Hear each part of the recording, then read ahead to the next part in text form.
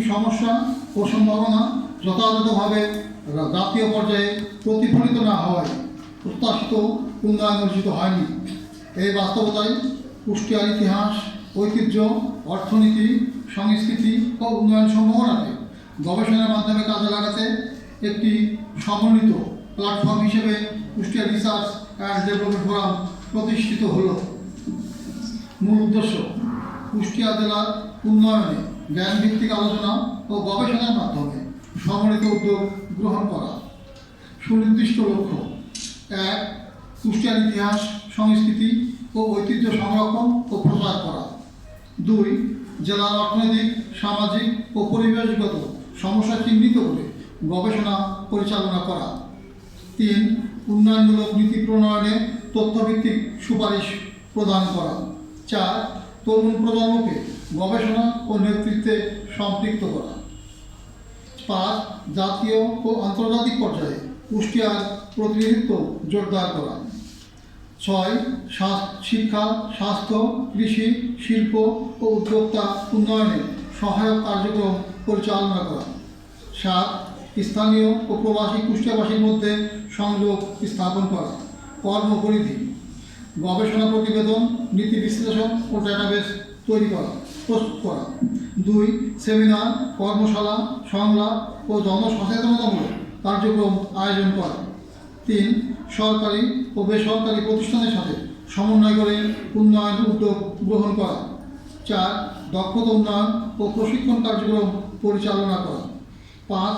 জরুরি সামাজিক ও মানবিক সহায়তা কার্যক্রম অংশগ্রহণ করা। কর্মপরিকল্পনা: এই সংগঠন কুষ্টিয়া জেলার টেকসই অগ্রগতির লক্ষ্যে নিম্নোক্ত কার্যক্রম পরিচালনা করবে। 1. যোগাযোগ ব্যবস্থা উন্নয়ন। যোগাযোগ ব্যবস্থা উন্নয়নে আমরা যে উদ্যোগগুলো গ্রহণ করতে চাই বা করব: 1. কুষ্টিয়া বড় রেল স্টেশন পুনর্নির্মাণের উদ্যোগ গ্রহণ করা। 2. কুষ্টিয়া কোর্ট স্টেশনের প্ল্যাটফর্মের উচ্চতা বৃদ্ধি করা, এটি বহুল আলোচিত একটি বিষয়। 3.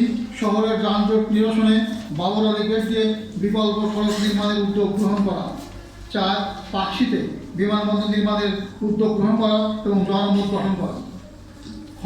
পরিত্যক্ত সরকারি শিল্প কারখানার স্থানে বিকল্প শিল্পায়ন। 1.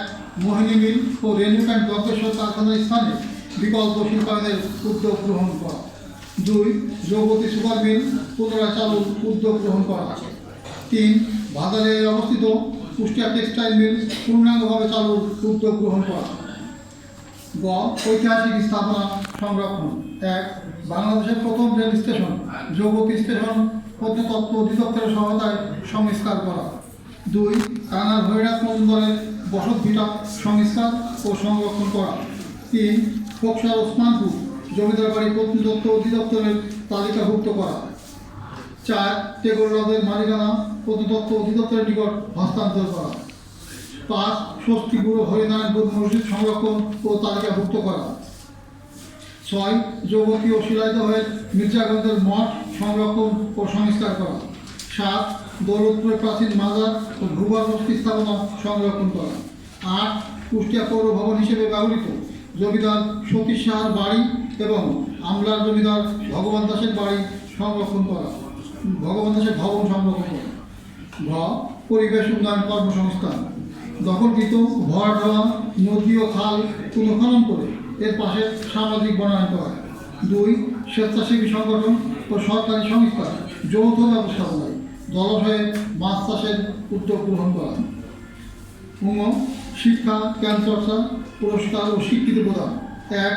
কুষ্টিয়াতে একটি বিজ্ঞান ও প্রযুক্তি বিশ্ববিদ্যালয় প্রতিষ্ঠার উদ্যোগ গ্রহণ করা। 2.